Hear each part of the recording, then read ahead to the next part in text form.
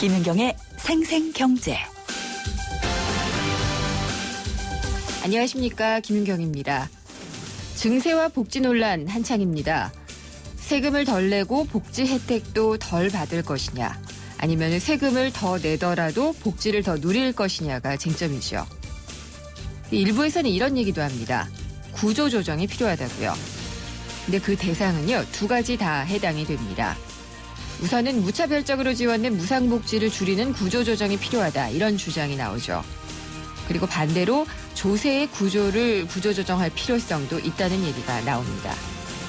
우리나라 복지는요, 경제협력개발기구 OECD 국가 중에 최하위권입니다. 그리고 또 조세 부담률도 낮은 편이니까 이 두 가지 주장은 둘 다 근거가 없는 주장은 아닙니다. 불황 속에서 산업계의 구조조정도 활발하게 이루어지고 있는데요. 은행과 증권가에서는 감원 바람이 아주 거세고요. 큰 기업들도 예외 없이 가지치기, 비용 절감에 나서고 있습니다. 이렇게 되면은 가게에서도 겁이 나니까 씀씀이를 줄일 수밖에 없어서 씀씀이 구조조정이 시작이 되고요. 경기가 다시 시원하게 순환할 수 있어야 되는데 이렇게 구조조정 때문에 전체적으로 경제의 동력이 멈추는 건 아닌지 걱정입니다. 김윤경이 뽑은 오늘의 생생 키워드, 구조조정입니다.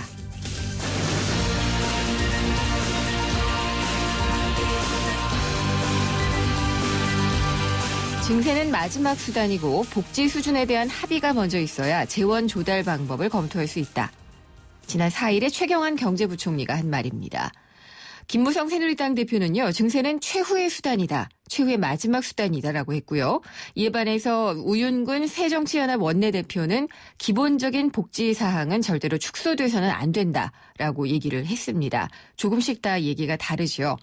증세와 복지에 대한 논의가 야당은 물론 여당 내에서도 나오기 시작하면서 전체적으로 입장이 밝혀지고 있는데요. 증세와 복지 논란, 저희 금요기획에서도 오늘 제대로 짚어보도록 하겠습니다. 3, 4부에 마련된 금요기획 증세 논란이 주제입니다. 김윤경의 생생경제 1부 시작하겠습니다.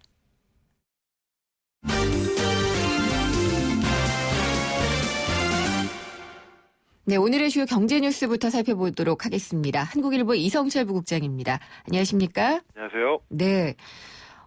우리나라가 뭐 여러 가지로 고령화도 빠르다고 하지만 저출산도 굉장히 심각하잖아요. 네. 그래서 정부가 정책적으로 좀 끌어올리겠다라는 입장인 것 같아요. 그렇습니다. 오늘 청와대에서 박근혜 대통령 주재로 저출산 고령사회위원회, 이게 이제 대통령 직속 위원회로 돼 있는데요. 예. 1차 회의가 열렸습니다. 그래서 앞으로 5년이 이 저출산으로 초래된 인구 위기를 극복할 수 있는 어떻게 보면은 마지막 골든타임이다. 다 골든타임이네요. 네. 사실은 인구 감소 문제는 굉장히 심각한 문제 아니겠습니까? 그렇죠. 예. 그래서 지금 앞으로 5년 동안 그야말로 총력을 다하겠다 이렇게 지금 얘기를 했는데 실제 지금 인구 상황이 어떠냐면은 이 2017년부터 이제 생산 인구가 줄어들기 시작합니다. 네. 그래서 2018년이 되면은 전체 인구에서 65세 이상 고령 인구가 차지하는 비율이 14%를 넘어가지고 우리가 7%를 넘어서면은 고령화 사회라고 그러고 네. 14%를 넘어서면은 고령 사회라고 얘기를 합니다. 근데 우리가 이제 이 고령 사회에 2018년에 진입을 하게 되고요. 2020년이 좀 넘어가면은 그야말로 초고령 사회, 네. 전체 인구에서 65세 이상 인구가 차지하는 비중이 21%를 넘어서는, 그러니까 인구 5명 중 1명이 노인이라는 얘기죠. 네. 그런 시기로 들어갈 시간이 이제 얼마 남지 않았는데, 그렇기 때문에 지금 이 시기 앞으로 한 5년 동안을 그야말로 고령화를 사실 막을 수는 없는 것이고요. 결국은 출산율을 높이는 쪽에 이제 총력을 다하겠다는 건데, 이 출산율을 높이는 것이 사실은 복합적인 문제 아니겠습니까? 그렇죠. 여기에는 주택 문제도 해결이 돼야 되고, 보육 문제도 해결이 돼야 되고, 네.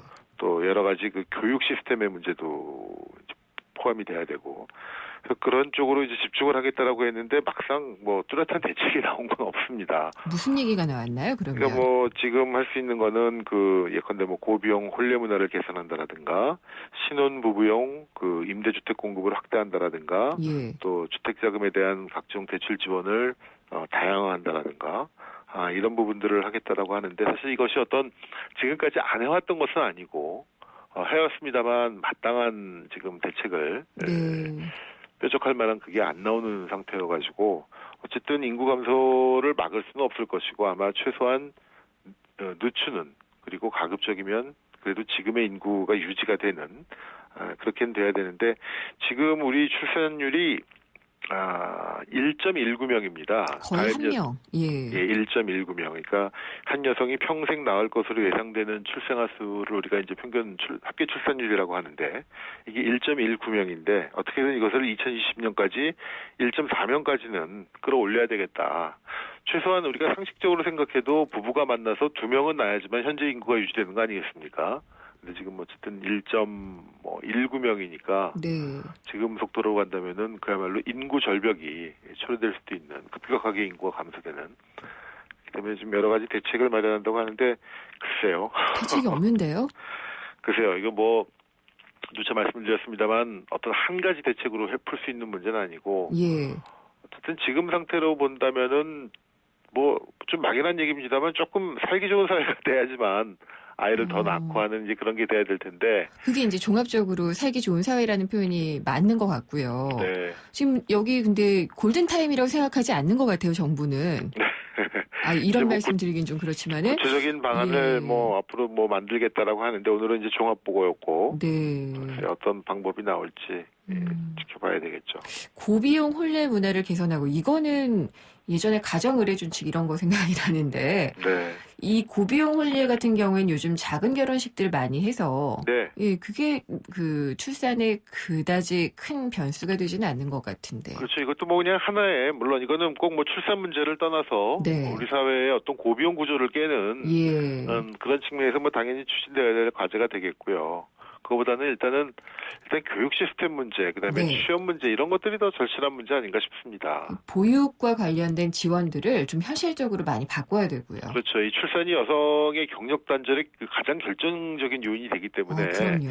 이 출산을 높이기 위해서는 사실은 이 아이를 키울 수 있는 그런 시스템과 제도와 시설들이 갖춰져야 되는 게 굉장히 중요할 것 같고 또 하나 취업 문제도 굉장히 중요한 게 네. 취업이 어렵다 보니까 자꾸 이제 그 결혼 시기가 늦어지지 않습니까? 그렇죠. 결혼 시기가 늦어진다는 건 그러니까 만혼이 된다는 거는 그야말로 출산 연령 자체가 높아지는 문제를 낳고 그러면 결국 여러 가지 이제 이 임신이라든가 출산이 늦어지게 될수록 아이를 둘 생각하던 분들이 결국 하나만 낳게 되고 이런 문제로 이어지기 때문에 결국은 또 일자리 문제, 네. 이 보육 문제 이걸로 결론은 귀착될 수밖에 없지 않은가. 문제의 원인은 아는데 문제는 이제 그 뾰족한 해결책이 없다는 게 문제겠죠. 이렇게 그 이성철 부국장님처럼 말씀을 해주시면은요, 그러니까 일자리 문제를 해결을 하면은 만혼이 조금 줄어들지 않겠느냐. 이거는 설득력이 있거든요. 네. 근데 정부에서 발표하는 것은 무조건 이 만혼을 줄여야겠다.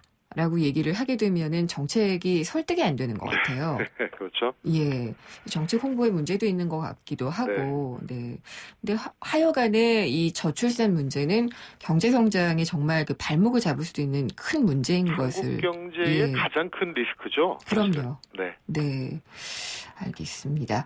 그리고 지금 하나 외환의 합병이 일단 지금 중단이 됐잖아요. 네, 그렇습니다. 예. 어제 말씀드렸습니다마는 법원이 이 외환은행 노조가 제기했던 외환은행 하나은행 조기 합병에 대한 중지 가처분 이걸 네. 법원이 받아들였고 일단 그래서 6월 말까지 합병 절차가 스톱이 됐습니다.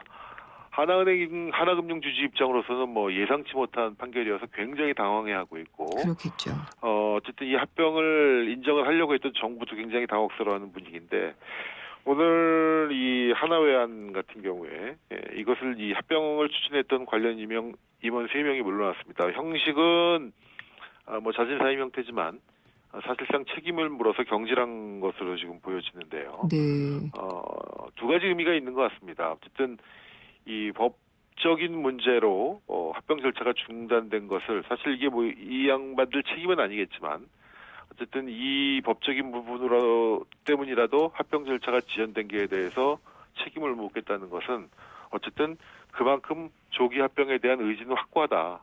다시 한번 강력하게 추진하겠다. 그런 행간의 뜻으로 지금 읽히고 있습니다. 네. 저도 이거 굉장히 인상 깊게 본 뉴스 중에 하나였는데, 그 미국의 전자제품 파는 소매 업체 라디오쉑이라는 곳이 있는데, 그렇습니다. 파산했더라고요. 예. 아마 미국에 혹시 출장이나 여행이나 오고 사셨던 분들은 이 라디오쉑이라는 이 매장을 많이 보셨을 텐데, 네. 가장 큰 업체가 미국에서 베스트바이라는 전자제품 매장이 있고요. 예, 그 다음으로 아마 이 라디오쉑이 아마 두 번째, 세 번째 정도 되지 않을까 싶은데, 94년 전통의 이 전자제품 매장입니다. 근데 결국 파산을 했습니다. 이 파산을 한 이유가 이 온라인 때문인데요, 결국은. 네. 요즘은 웬만한 전자제품들도 대부분 다 온라인 거래를 하지 않습니까? 그러다 보니까 이렇게 매장을 열어가지고 오프라인에서 판매하고 있는 이런 전문 매장들이 이제 줄줄이 타격을 입고 있고, 네. 결국 이 라디오쉑이 문을 닫게 됐습니다. 미국 전역에 4,000개 매장을 갖고 있는 회사인데, 문을 닫고 결국 이 중에 절반가량이 그 스프린트라는 이 통신회사죠. 네. 그쪽이 인수가 될 것 같다고 그러고, 또 아마존, 미국의 가장 큰 전자상거래 업체인 이 아마존도 인수전에 뛰어들겠다고 하는데, 결국 보면은 이 온라인이 오프라인을 집어삼키는 그런 모양이 되고 있는 것 같은데, 얼마 전에 제가 본 외신 중에 하나가 그 미국의 오피스 디포라고 네. 사무용품 업체. 전문 매장이죠. 우리나라에도 예. 들어와 있는데 이게 2위 업체인데, 네. 가장 큰 업체인 스테이플스라는 회사가 여기 업체를 인수를 했습니다. 그렇죠. 예, 1위 업체가 2위 업체를 삼켰는데, 이거 역시도 요즘 웬만한 문서 결제라든가 이런 게 다 전자로 이루어지지 않습니까? 네. 그러니까 사무용품도 과거에 A4 용지 필요하고 이런 것들이 점점 줄어들게 된다는 거죠. 그러니까 결국 맞아요. 이 예. 패러다임이 오프라인에서 온라인으로 바뀌고 디지털로 바뀌면서 과거의 영화를 누렸던 이 오프라인 시대의 주요 업체들, 매장들이 하나둘씩 사라져가는 그런 모습을 읽을 수가 있습니다. 네, 라디오쉑. 저는 이제 블록버스터가 생각이 나더라고요. 비디오나 DVD 그렇습니다. 빌려주던. 없어졌죠, 사실상. 네, 파산하고 없어졌죠. 네. 네, 점점 바뀌고 있네요. 오늘 말씀 잘 들었습니다. 감사합니다. 네, 고맙습니다. 한국일보 이성철 부국장이었습니다.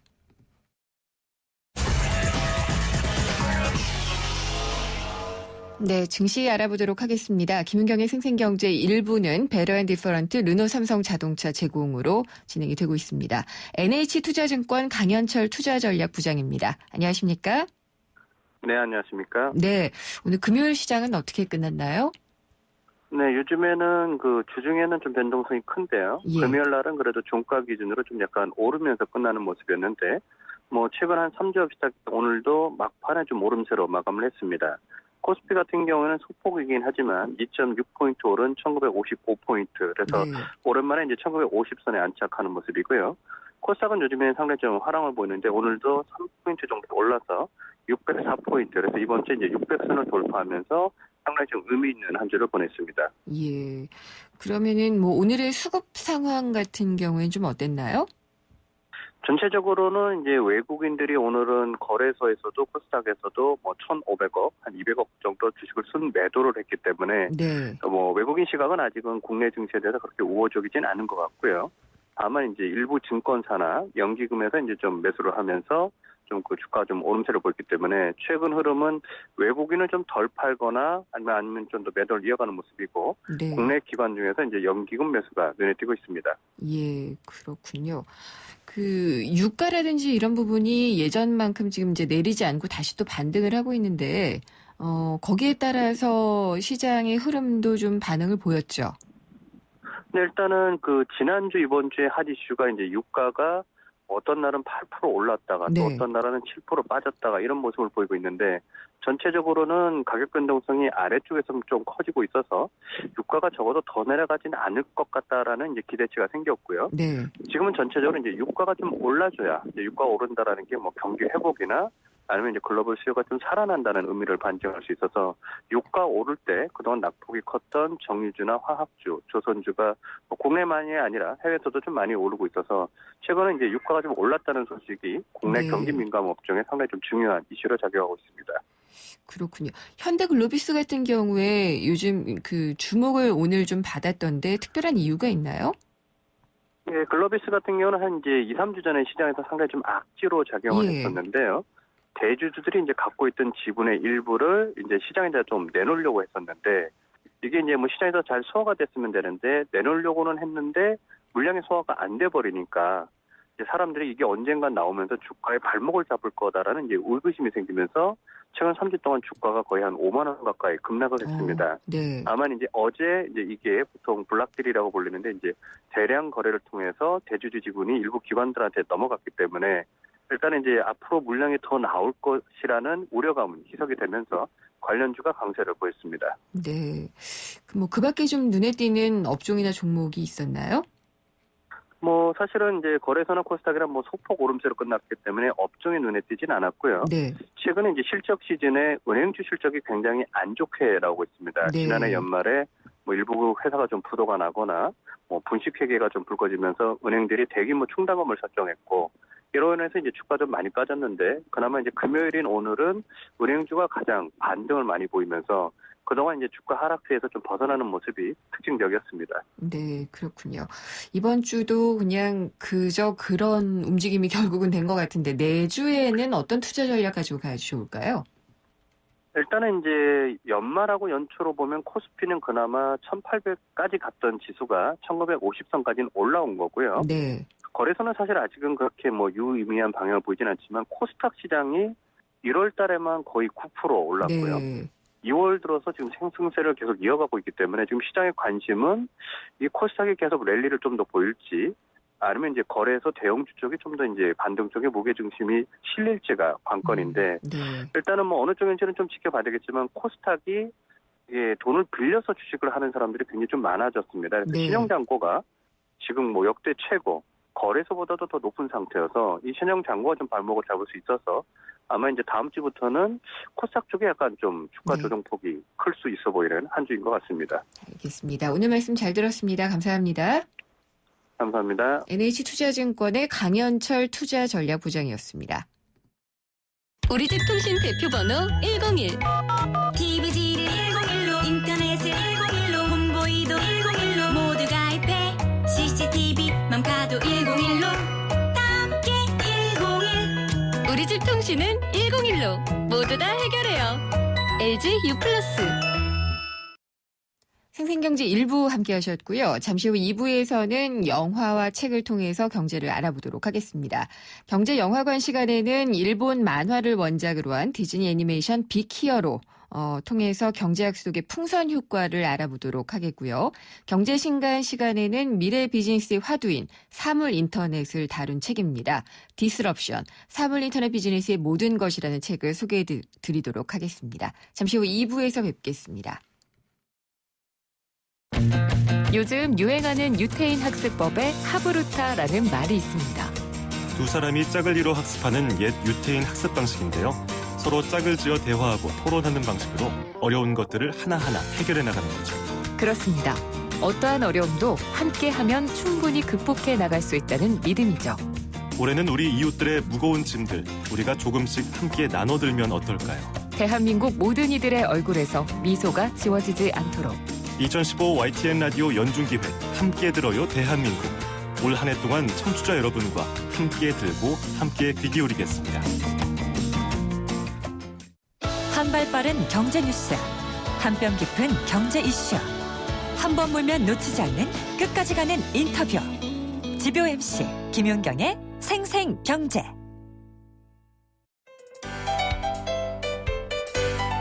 알쏭달쏭 경제상식 퀴즈.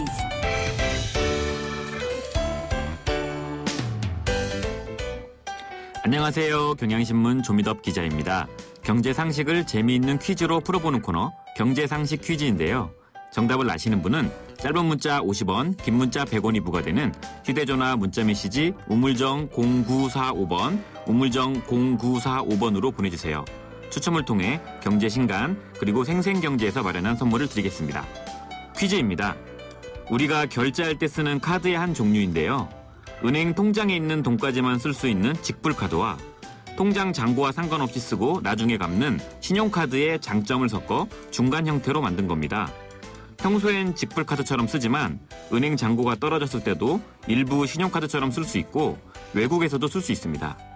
정부는 국민들이 신용카드를 많이 쓰면 카드 빚이 늘어나기 때문에 이 카드에 세금 혜택을 많이 주면서 권장하고 있습니다. 이건 무엇일까요? 1번 체크카드, 2번 회원카드, 3번 카드깡. 정답을 아시는 분은 짧은 문자 50원, 긴 문자 100원이 부과되는 휴대전화 문자메시지 우물정 0945번, 우물정 0945번으로 보내주세요. 추첨을 통해 경제신간 그리고 생생경제에서 마련한 선물을 드리겠습니다.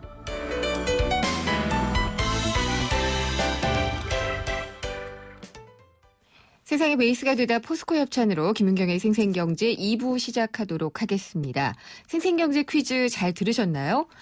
문제를 간략하게 다시 말씀을 드리면은요. 우리가 결제할 때 쓰는 카드의 한 종류인데 신용카드처럼 나중에 대금을 지불하는 것이 아니라 내가 카드를 쓰는 시점에 바로 은행 통장에서 돈이 나가는 그런 카드를 얘기를 합니다. 이 카드는 무엇일까요가 오늘의 문제였고요. 보기 드리겠습니다. 1번 체크카드, 2번 회원카드, 3번 카드깡입니다.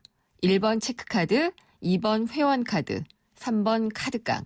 정답 오늘은 좀 찾기 쉬운 것 같은데요. 정답 아시는 분은요. 샵에 0945, 우물정에 0945번 문자 메시지로 보내주시면 됩니다. 짧은 문자는 50원이고요. 긴 문자는 100원이 부과되는 유료 문자고요. 샵에 0945 보내주시면 됩니다. 정답 보내주신 분들께는요. 선정을 해서 오늘 경제신간에서 소개를 해드릴 책입니다. 디스럽션, 사물인터넷 비즈니스의 모든 것을 보내드리도록 하겠습니다. 광고 듣고 돌아옵니다.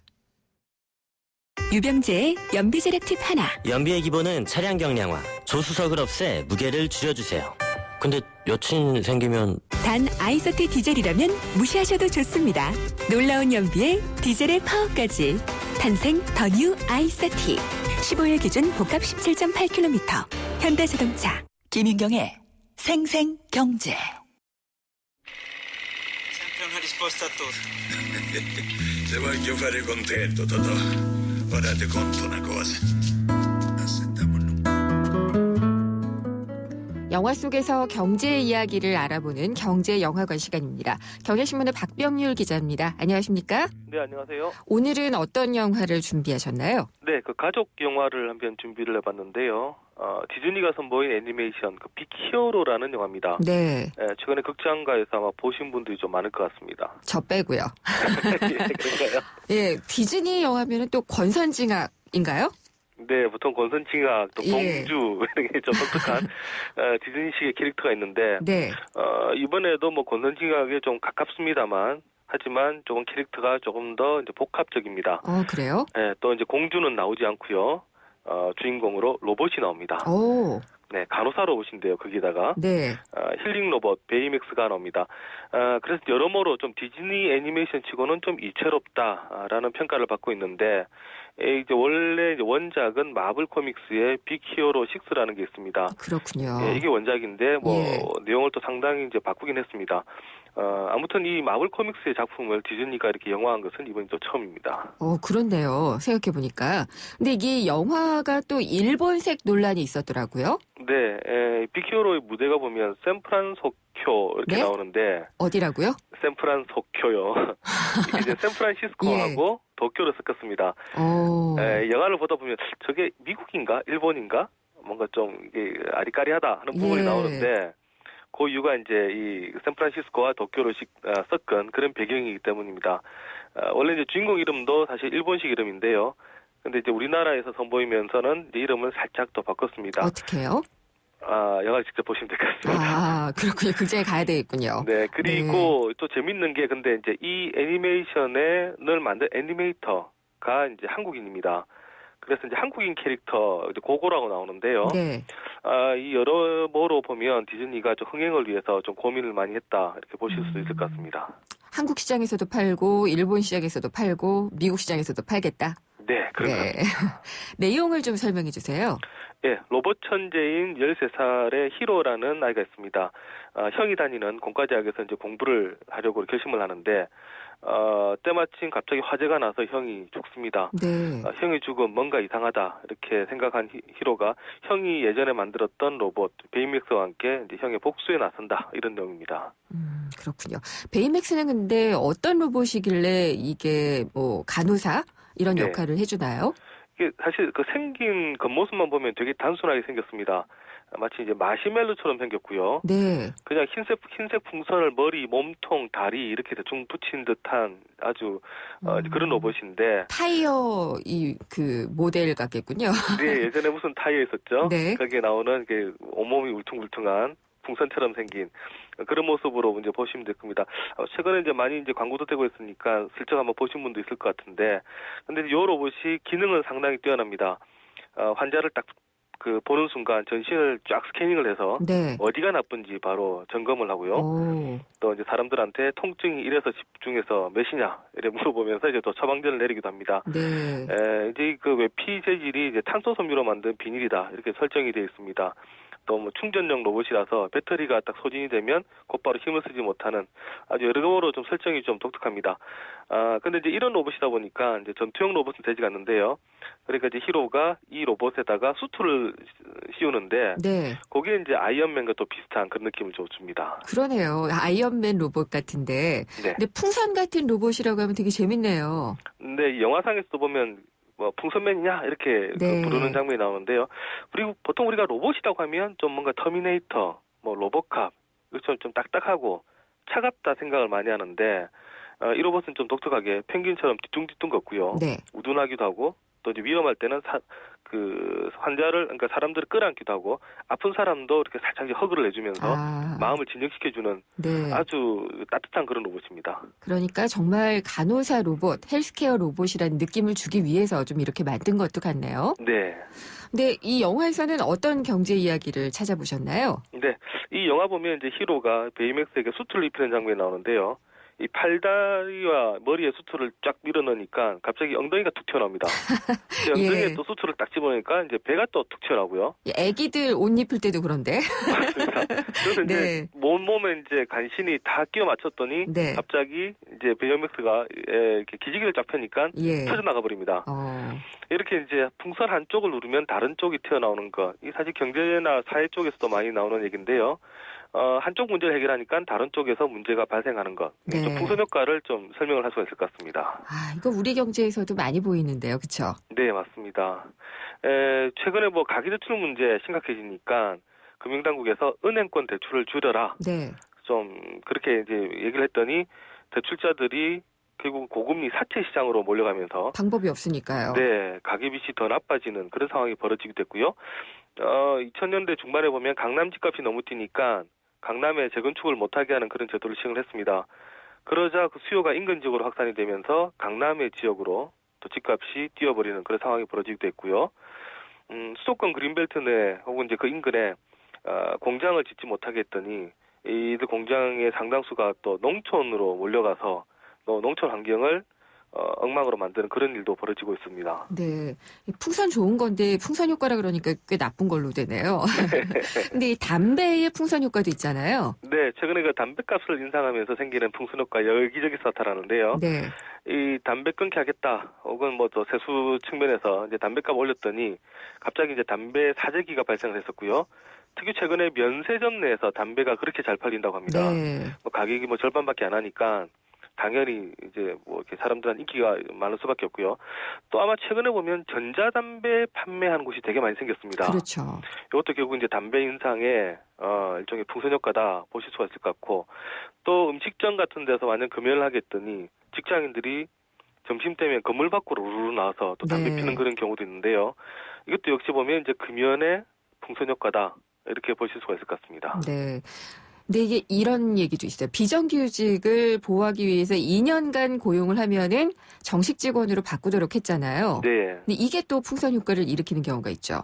네, 맞습니다. 지금 현행 보면 그 계약직으로 2년 동안 같은 일을 계속해서 근무하면 정규직으로 전환시켜야 됩니다. 네. 그러다 보니까 2년이 되기 직전에 계약직 직원을 해고시켜버리는 일이 작게 그러니까요. 발생하는데요. 예. 이게 참 어떻게 보면 좀 부정적인 그런 풍선 효과가 발생한 겁니다.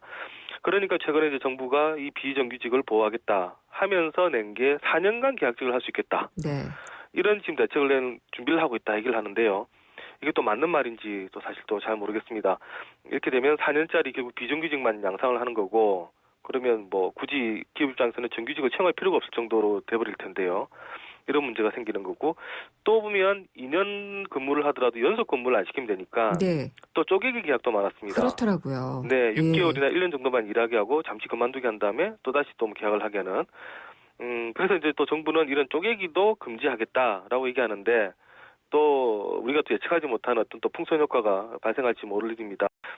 정부 입장에서는 비정규직 우리도 강하고 싶다. 근데 이제 이때 발생하는 가장 큰 풍선 효과 고용 자체를 기업이 안 할 수 있다. 계속 이렇게 주장을 하는데요. 네. 사실 이제 비정규직을 채용하면 비용은 떨어집니다만 생산성이 결국 향상이 안 되기 때문에 과연 기업이 그런 또 극단적인 선택을 할지는 또 좀 더 지켜봐야 될 것 같습니다. 네. 이 영화에서는 그러면은 풍선 효과를 나타내는 장면이 나오나요? 네, 영화 초반부에 보면 이제 동생 히로가 로봇 파이터를 만들어가지고 자꾸 이제 도박장을 들락닥거립니다. 예. 이제 불법인데 그러니까 이제 형 테디가 야 그거 불법이야 그러면서 너 가지마 이렇게 얘기합니다. 그래도 이제 동생이 나 갈 테야 이러니까 이제 형이 아유 너 안 말린다고 안 할 것도 아니고 차라리 내가 태워줄게 이러면서 오토바이에 태워주는 장면이 있는데요. 이 만약에 계속해서 이제 동생이 도박장 가는 거 막게 되면 지금 당장은 안 간다 하더라도 결국은 엉뚱한 일을 저지를 수 있다. 더 나쁜 상황으로 풍선 효과가 발생할 수 있다. 이런 것을 염려하면서 이제 형이 오토바이를 태워주는 그런 장면으로 설정이 됐습니다.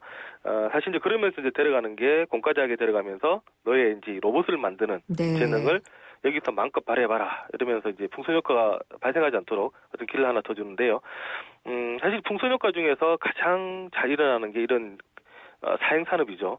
그래서 이제 보면 카지노나 복권, 경마 이런 것은 도박을 금지했었을 때 많이 발생할 수 있는 그러한 이제 폐단을 그러니까 풍선 효과를 줄이기 위해서 정부가 사실 합법적으로 인정해주는 그런 일종의 이제 도박 산업이다 이렇게 보실 수도 있는데 그 예전에 1920년대 보면 미국에 금주법이 있었습니다. 네. 이 금주법의 풍선 효과가 정말 무시무시했었는데요. 갑자기 이제 갱스터들이 이제 득세를 하면서 뭐 시카고 최고의 막당들이 나타나기 시작했고. 또 가짜 밀주를 마신 미국인들 그때 당시 한 2-3만 명이 죽었다고 합니다. 네. 이렇게 이제 뭐 어떤 우리가 금지 규제 이런 거 시켰었을 때 생각지도 않은 이제 이런 쪽에서 이제 문제가 생길 수 있는 것 이런 것들은 이제 풍선 효과를 하고요. 네. 항상 정책을 시행할 때 이런 부분을 또 잘 생각을 해야 될 것 같습니다. 그렇다고 해서 규제를 안 할 수도 없고요. 예, 그렇죠. 이런 것들의 딜레마를 잘 해결하는 게 아마 정책적 판단이 아닐까 싶습니다. 오늘 말씀 잘 들었습니다. 감사합니다. 네, 감사합니다. 경향신문의 박병유 기자였습니다. 생생경제가 뽑은 이 한 권의 책, 화제의 경제신간. 금요일에 만나는 경제의 신간입니다. 홍순철 북칼럼니스트 나오셨습니다. 안녕하십니까? 안녕하세요. 오늘 어떤 책 가지고 나오셨어요? 예, 오늘 책은 책 제목이 조금 어려운데요. 네. Disruption이라는 제목의 책입니다. 아, 파괴? 파괴, 그렇죠. 예. 해체, 파괴랑 의미를 네. 지니고 있죠. 이 책은 사물 인터넷과 관련된 책이에요. 예. 부제가 사물 인터넷, 비즈니스의 모든 것이라는 부제가 적혀 있는데요. 뭐 미래 비즈니스의 화두가 사물 인터넷이다. 여기에 이견을 제시하는 분이 아마 안 계실 겁니다. 없습니다. 삼성전자도 이거 한다고 하고요. 그렇죠. 예. 그런데 여전히 대부분의 사람들에게 사물 인터넷에 대해서 물어보면 웨어러블 컴퓨터, 구글 글래스 뭐 그 정도를 네. 떠올리는 것 같아요. 하지만 사물 인터넷 오브 띵스 우리가 IoT라고 부르고 있죠. 이것은 사람과 세상의 만물이 연결되는 걸 의미합니다. 네. 사람과 사물 그리고 기계끼리 서로 연결이 돼서 정보를 주고받는 그런 개념인데요. 이렇게 되면 과거에 우리가 이제 SF 공상과학 영화에서 보던 일들이 다 현실로 이루어지는 세계가 머지 않았다라는 겁니다. 그렇죠. 내가 이렇게 쓱 지나가면은 내 정보를 읽어서 그렇죠. 그 기계가 다른 데에 또 알려주고 맞습니다. 뭐 이렇게 되는 거죠. 아침에 일어나서 화장실에서 용변을 보고 나면 나의 건강 정보가 예, 그렇죠. 예. 다 맞아요. 전달이 되는 네. 1999년 MIT의 케빈 애시턴 박사가 처음으로 이 사물 인터넷이라는 용어를 사용을 했고요. 네. 전 세계 비즈니스의 화두가 됐는데요.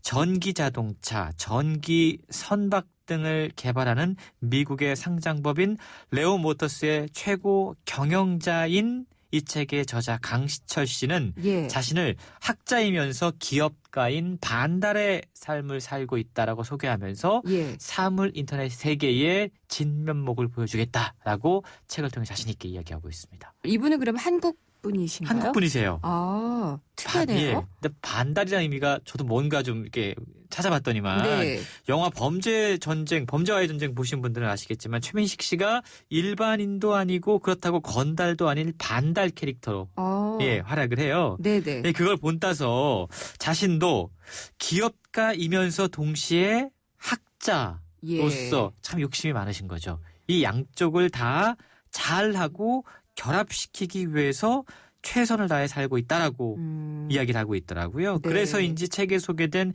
이 강시철 씨의 이력이 정말로 다양한데요. 저자는 이 비즈니스 실전을 통해서 얻은 경험 그리고 대학 강의에서 얻었던 통찰력을 바탕으로 지금 전 세계에서 일어나고 있는 사물 인터넷 혁명의 생생한 현장 속으로 독자들을 초대하고 있습니다. 한번 현장을 가봐야 될 것 같습니다. 책의 내용 한번 들어볼게요.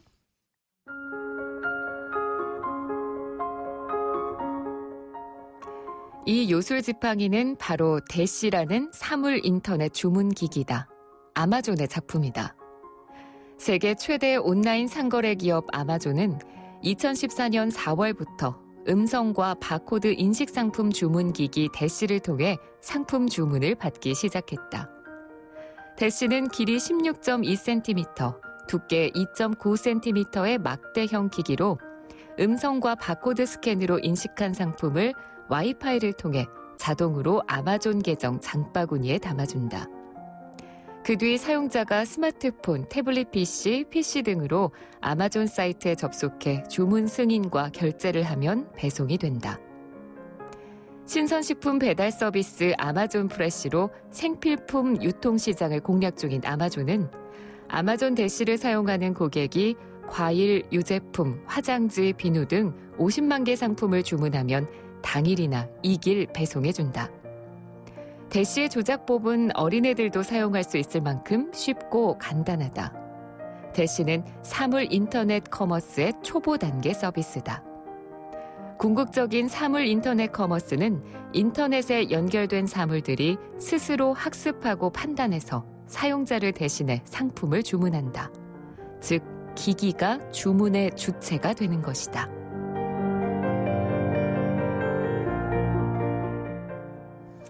제가 별로 원하지 않는 삶인데요. 아니 이게 뭐 기기들끼리 다 알아서 해주면 인간은 뭐 하라고요. 그러게 말이에요. 혹시 그래서 이게 파괴라는 단어가 제목 아니에요? 예, 이 디스럽션이라고 하는 단어 영어 사전을 찾아보면 붕괴, 분열, 혼란의 의미를 지니고 있죠. 네. 자, 이제 앞으로 인간이 살아가던 지금까지의 시대가 다 파괴되고 붕괴되고 혼란스럽게 된다는 겁니다. 그러니까 낡은 모든 것을 파괴하고 새로운 시대를 준비해야 된다는 건데요. 저자는 사물 인터넷이 일반화되면서 우리는 웹 3.0 시대에 접어들었다라고 소개를 하고 있어요. 또 단계가 달라지는군요. 그렇죠. 웹 3.0 시대의 특징은 저는 이 말을 딱 이 표현을 보고 딱 참 가슴이 좀 아팠는데요. 뭐죠? 인간이 인터넷의 일부가 된 것. 아, 맞아요. 이거 반대해야 되는 거 아니에요? 근데 인간이 인터넷의 일부가 된 것. 그러니까 웹 3.0 시대 이전에는 인간이 중심이었어요. 인간이 기술의 주인이었고요. 그렇죠. 근데 이제는 인간이 컨텐츠의 일부로 인터넷의 일부로 변해버리고 있다는 겁니다. 인간이 지배하던 기기들이 영혼과 지성을 갖게 되고요. 기기들이 클라우드에 연결돼서 집단 지성의 힘을 갖게 되면서 인간의 통제 영역을 벗어나는 일들이 벌어지고 있다는 건데요. 이거 영화에서 바로 나타났잖아요. 그렇죠. 2014년 아마 가장 독창적인 영화로 꼽히면서 아카데미 각본상과 골든글러브 각본상을 수상한 영화 있습니다. 그녀. 많은 분들이 이 영화를 보고 이 영화에 나오는 사만다가 필요해라는 얘기들을 제 주변에 많은 중년의 남자들이 하셨는데요. 그래요? 인공지능의 그 여성, 그녀, 사만다처럼 모든 일을 다 대신해서 해주고 인격과 감정까지 갖게 되는 일들이 벌어지게 되는 건데요. 사물이 나 자신이고 내가 사물의 일부가 되는 이 장자 사상에 의하면 무라일체의 경지가 머지않았다. 이런 세계가 우리 앞에 지금 다가와 있다. 이게 사물 인터넷의 본질이고 핵심이다라고 책은 이야기하고 있는 겁니다. 아니, 주변 분들은 이런 걸 긍정적으로 보고 계시는군요. 저는 굉장히 부정적으로 접근을 했었는데 다 원하신다고 하니 근데 그 쌈한다 때문에 굉장히 괴롭잖아요. 그렇죠. 네. 근데 이렇게 인간과 사물이 무라일체의 경지에 이른다.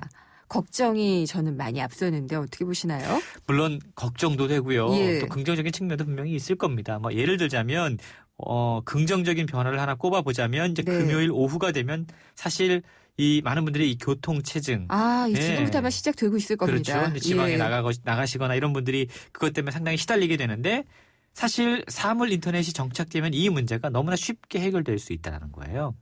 실제로 이 기술이 되게 활발히 진행이 되고 그렇죠. 있다고 그럽니다. 그쪽에 있는 걸 바로바로 통신을 통해서 이쪽 기계에 또 알려주고 할 테니까요. 그렇죠. 그러니까 우리가 지금은 신호등 앞에 서서 네. 이게 어느 정도 시간이 지나면 자동으로 변화되기를 기다리잖아요. 그렇죠. 앞으로는 신호등이 인공지능이 있는 거예요.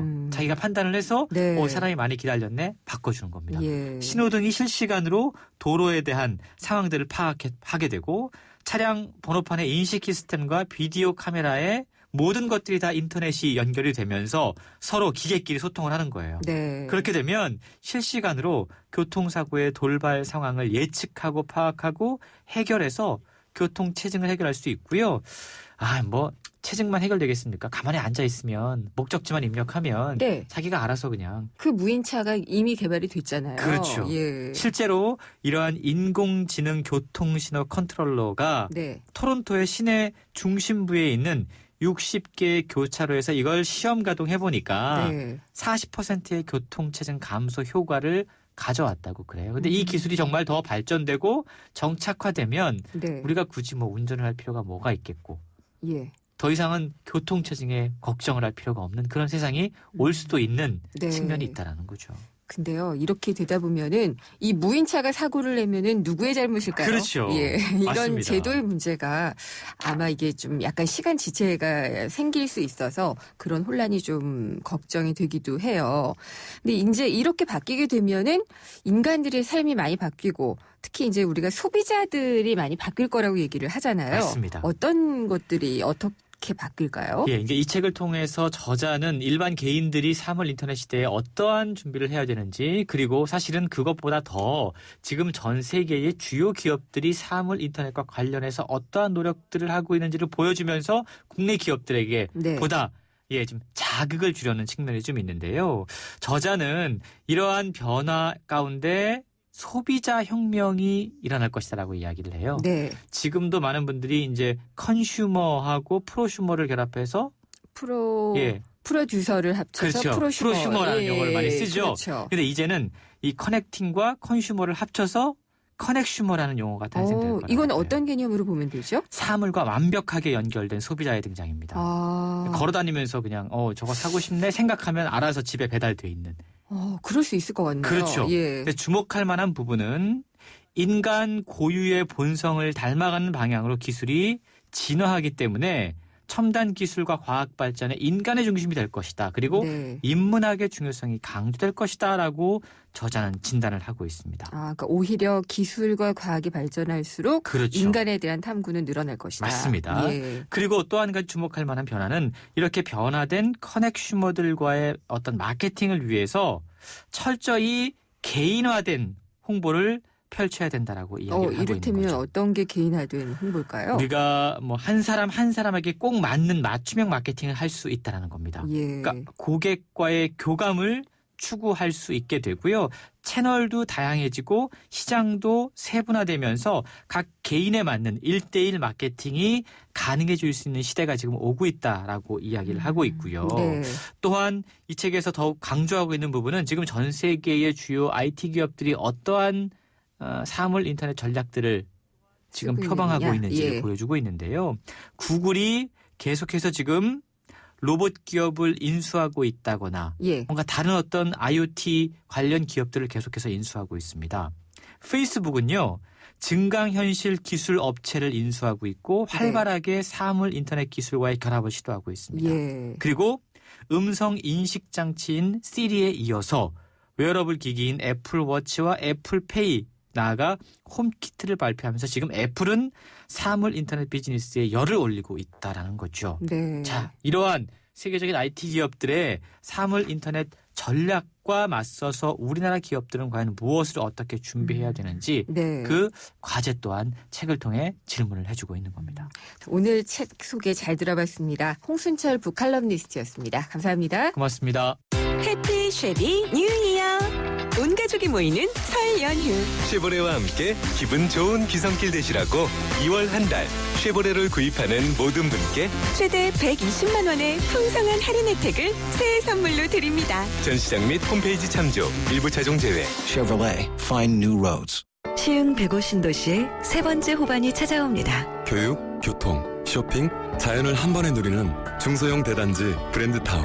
26년간 집에만 집중해온 주택 전문가의 노하우를 만나보세요. 시흥 105신도시 호반데르디움 3차. 2월 초 오픈 예정. 문의 1566-0220 호반건설. 네, 금요일은 오늘은 생생경제 퀴즈가 나가는 날인데 다 들으셨는지 모르겠습니다.